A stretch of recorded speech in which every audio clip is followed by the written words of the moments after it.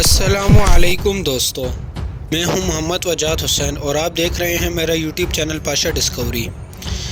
ناظرین اکرامی، ایک بہت بڑی امیر و رئیس سلطنت ہوا کرتی تھی۔ اس کے بادشاہ کافی بہت بڑے رقبے پر حکومت کر رہا تھا۔ اس کے ارد گرد چھوٹے موٹے قبائل ہوا کرتے تھے، چھوٹی موٹی ریاستیں ہوا کرتی تھی جو کہ اکثر اس سے قرضے لیا کرتی تھی، کیونکہ یہ سلطنت بہت ہی بڑی تھی اور امیر اور رئیس بہت زیادہ تھی، اور اس کا بادشاہ بھی کافی زیادہ رئیس اور امیر تھا۔ اس کا ایک مشیر ہوا کرتا تھا اور ایک وہ خود ہوا کرتا تھا جو پوری سلطنت کو سنبھالتے تھے۔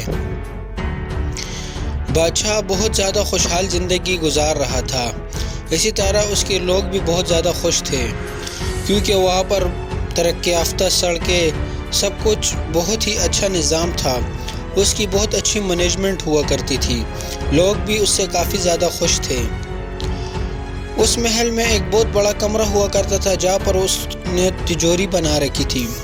اس میں کافی زیادہ سونا، چاندنی اور سونے کے برتن، کافی کچھ اس میں پڑا ہوا کرتا تھا، اور اس کمرے کی 2 چابیاں تھیں۔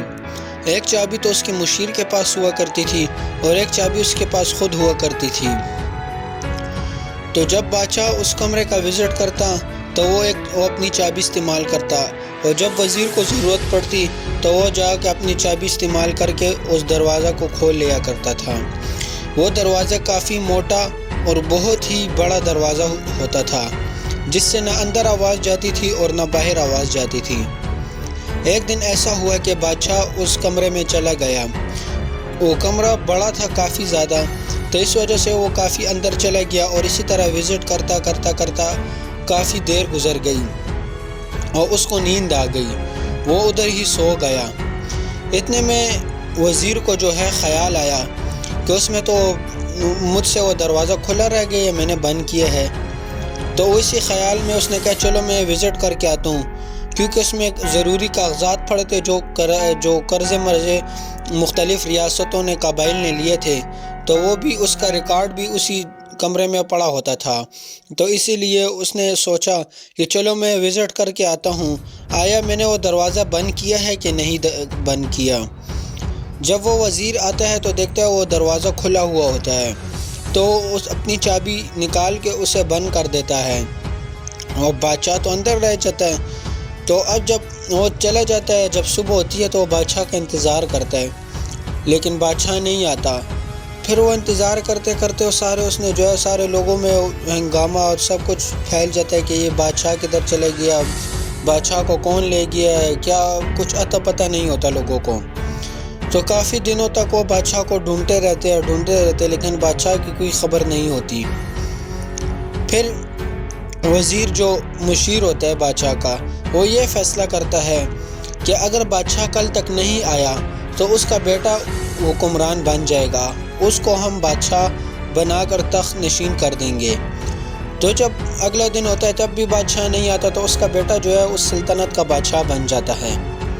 جب وہ اس کا بادشاہ بن جاتا ہے تو وہ وزیر کو اپنے پاس بلاتا ہے اور اس سے پوچھتا ہے کہ میرے جو خزانہ تھا اس کی 2 چابیاں ہوا کرتی تھی، ایک میرے والد صاحب کے پاس ہوا کرتی تھی اور ایک آپ کے پاس ہوا کرتی تھی۔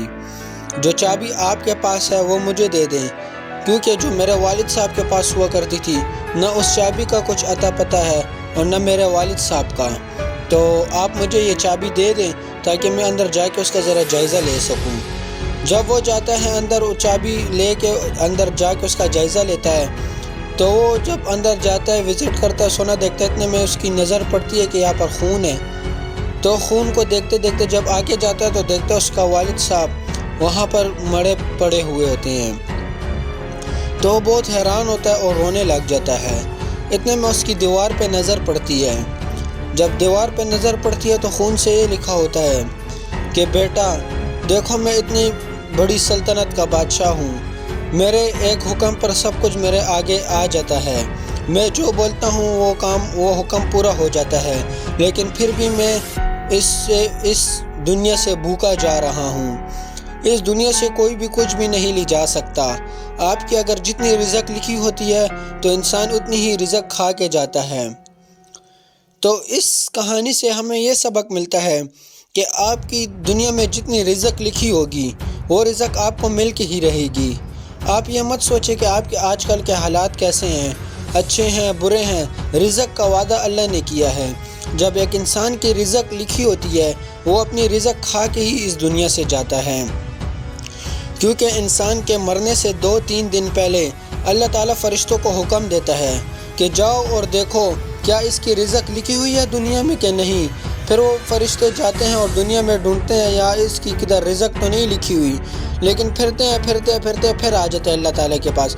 اللہ تعالیٰ پھر انہوں کو بھیجتا ہے کہ جاؤ ایک بار پھر دیکھ کر آؤ کہیں اس کی رزق تو نہیں لکھی ہوئی، اگر پوری ہے تو پھر اس سے سانس نکال لینا۔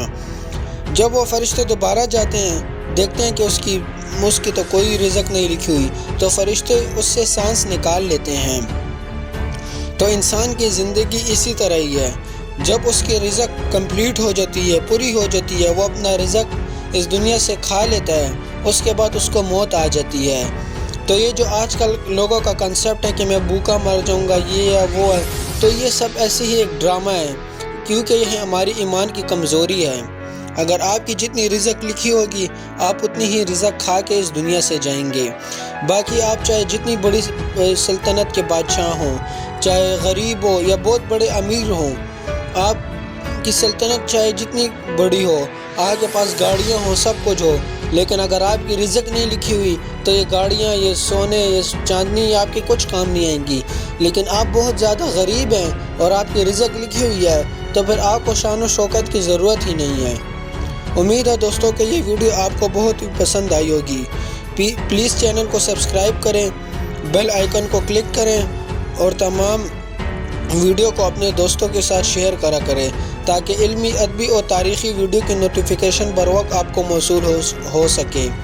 ملتے ہیں اسی طرح ایک نئی انٹرسٹنگ ویڈیو میں، تب تک کے لیے اللہ حافظ۔